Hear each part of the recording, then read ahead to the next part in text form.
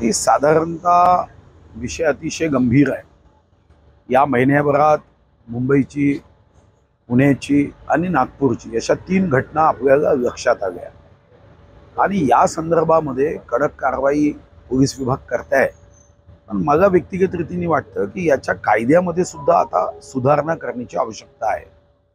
काही ठिकाणी ड्रग्सचा उपयोग मोठ्या प्रमाणावर होतो आहे आणि या संदर्भामध्ये ड्रग्सच्या माफिया किंवा या संदर्भामध्ये जे ड्रग्ज विकणारी जी गँग आहे त्यांनी कायद्यामधला काही ज्या उणीवा आहे त्याचा उपयोग करायला सुरुवात केली आणि त्याचा परिणाम असा झाला की काही ग्रॅमच्या पुढे असतील तर त्याला कडक कारवाई होत नाही।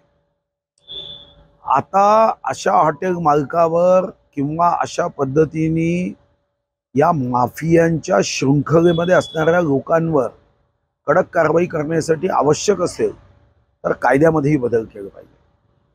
नागपूरमध्ये सुद्धा काही लोक अशा रेव पार्ट्या करणं किंवा पबच्या माध्यमातून रात्री 3-3 वाजेपर्यंत ड्रग्स किंवा तत्सम नशेच्या गोष्टींचा उपयोग करतायत असं काही बातम्यांमध्ये, वर्तमानपत्रात, काही चॅनल्समध्ये आलं आहे।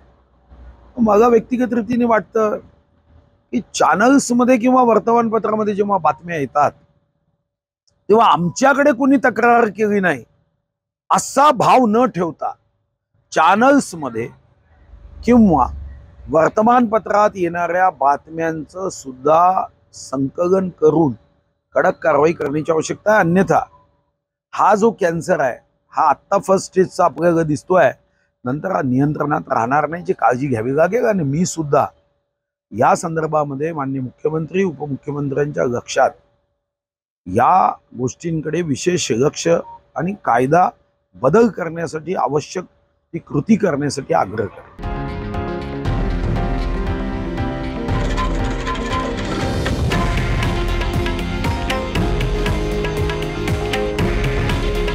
हे आहे देशातील नंबर 1 न्यूज नेटवर्क आणि आपण पाहत आहात TV9 मराठी। काळजी तुमची, हित महाराष्ट्राचं।